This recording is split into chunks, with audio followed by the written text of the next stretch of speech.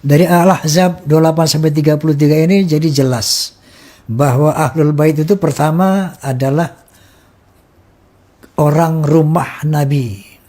Ada satu hadis mengatakan bahwa Nabi SAW menyebutkan yang namanya Ali, Fatimah, Hasan dan Husain radhiyallahu anhum, ini Ahlul Baitku. Masih relate dengan Al-Ahzab bahwa Ahlul Bait itu adalah keluarga rumah, bukan keturunan.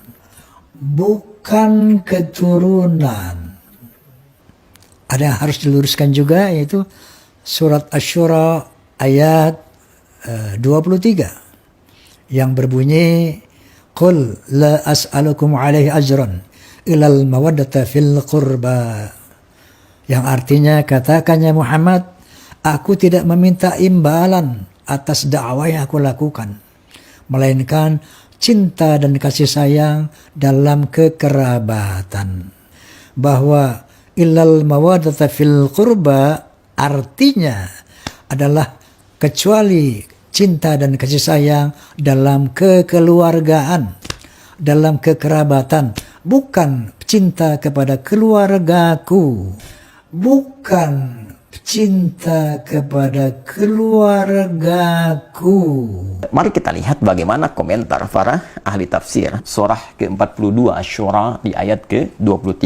At-Tafsir Al-Kabir karya Al-Imam Al-Fakhr Razi. Illa al-mawaddata fil qurba, yang dimaksud al-mawaddah fil qurba, kecintaan kepada kekerabatanku, beliau simpulkan itu ada 3. Bisa umatnya, ya, seluruh umat beliau yang mengikuti seluruh tuntunan Rasulullah SAW dengan benar. Tafsiran kedua diartikan pula dengan sahabat-sahabat Rasulullah SAW. Nah, tapi yang paling menarik ada yang ketiga, dan ini menempati level yang tertinggi, yaitu langsung keluarga besar keturunan Rasulullah SAW.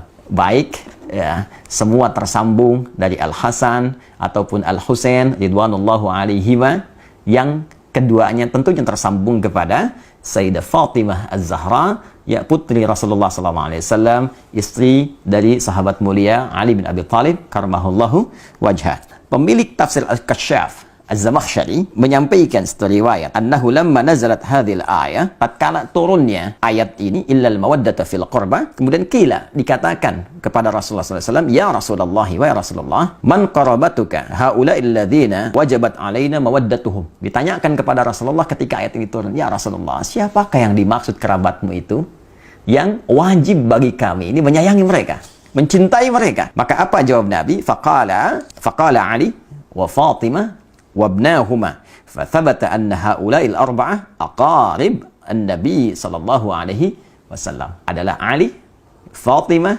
dan putra dari keduanya, dan tentunya ini mencakup keturunan-keturunan dari mereka. Maka Al-Imam Fakhr Razi, ya, mengomentari kalimat riwayat tadi, mengatakan maka dengan tetapnya keterangan ini, mereka keturunan Nabi langsung dari Ali, Fatimah, Al-Hasan, Al-Husain, ini harus menempati porsi tertinggi dari nilai kasih, cinta, perhatian, tak boleh disakiti, dari 3 golongan yang tadi disebutkan. Bahkan Imam Fakhr Razi langsung mengomentari, bahkan ini kita bisa dapati beberapa petunjuk, kata beliau. Di antara petunjuknya, la syakka anna Nabiya sallallahu alaihi wasallam kana yuhibbu Fatimah alaihi salam, qala sallallahu alaihi wasallam, Fatimatu bid'atu minni, ya, Fatimatu bid'atun minni yu'dhini ma yu'dhiha. Fatimah itu belahan diriku, belahan jiwaku. Maka siapa yang menyakitinya, dia telah menyakitiku. Siapa yang menyakitinya, dia telah menyakitiku.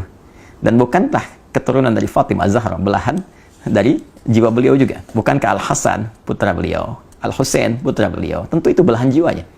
Dan keturunan dari Al-Hasan, keturunan dari Al-Husain, para sayyid, syarif, yang mendapatkan cinta, yang dicintai, itu keturunan langsung yang terurut nasabnya kepada Sayyidah Fatimah Az-Zahra. Dan ketika menjadi belahan jiwa Sayyidah Fatimah, maka menjadi belahan jiwa Rasulullah SAW. Karena itulah saking tingginya derajat mencintai keluarga besar ini pada level yang pertama, sampai dijadikan doa dalam tasyahud. Allahumma salli ala Muhammad wa ala ali Muhammad. Ada juga penguat di tafsir Ibnu Katsir. Ini dalil dari Ibnu Katsir yang menguatkan bukan hanya Fatimah ya radhiyallahu taala anha, Ali bin Abi Thalib, dan putra keduanya itu Al Hasan Al Husain. Tidak dicukupkan mawaddah al-qurba fil qurba pada keempatnya. Nah, di antara buktinya apa yang disampaikan oleh Imam Ibnu Katsir dalam tafsirnya, tafsir Al-Qur'anil Azim. Ia berkata, "Lamma ji'a bi Ali ibn al-Husain asyara." Tatkala Ali bin Husain ditawan, maka kemudian dia dibawa ke gerbang kota Dimashq. Berdirilah seorang laki-laki dari masyarakat Syam. Faqala, dia berkata, "Alhamdulillahilladzi qatalakum wasta'salakum wa qata'a qarnil fitnah." Segala puji bagi Allah Subhanahu wa taala yang telah menghancurkan kalian dan memutus fitnah di zamanku ini. Nah, jadi dia merasa bahwa dengan ditawannya keluarga besar Nabi, termasuk di dalamnya Ali ibn Husain radhiyallahu taala anhu, dia menyimpulkan, nah ini sumber fitnah nih. Dia menyakiti, ya menuduh bahwa ini bagian dari keluarga Nabi, keturunan Nabi ini fitnah pada saat itu yang menyebabkan banyak persoalan-persoalan, banyak kericuhan-kericuhan, banyak kesemrawutan-kesemrawutan, banyak pertikaian-pertikaian. Maka dia menyimpulkan ini dengan ditangkapnya, ditawannya orang ini, keturunan Nabi SAW dengan kalimat yang tak pantas tadi. Ya, saya nggak berani menerjemahkan dengan yang lebih kasar, ya, yang sesuai dengan apa yang dia katakan tadi. Saya mungkin katakan yang telah menangkap dia, itu ya. Kemudian dan menghilangkan fitnah di zamanku ini.